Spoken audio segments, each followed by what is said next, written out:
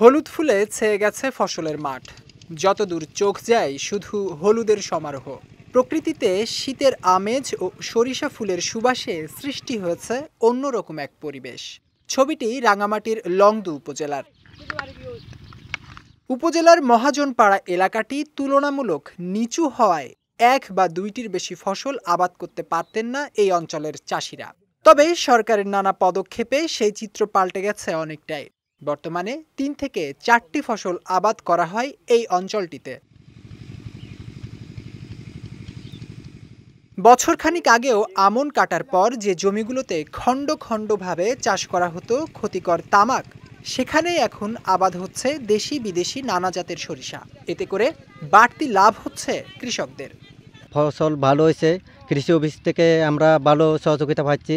সরিষা চাষটা করতে করতে খুবই লাভবান এটা, যেহেতু বেশি সময়ও লাগে না, এটা প্রায় ২-২.৫ মাস সে হয়ে যায়।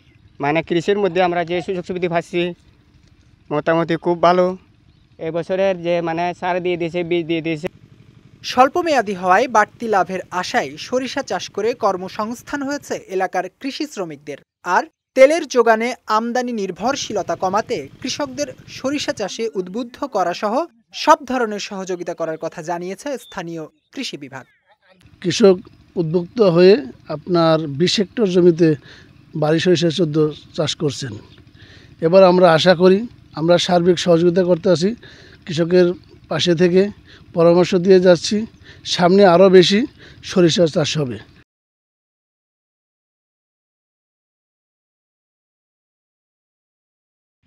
চলতি মৌসুমে লংদু উপজেলায় ২০ হেক্টর জমিতে গত বছরের তুলনায় প্রায় দ্বিগুণ সরিষার চাষ হয়েছে।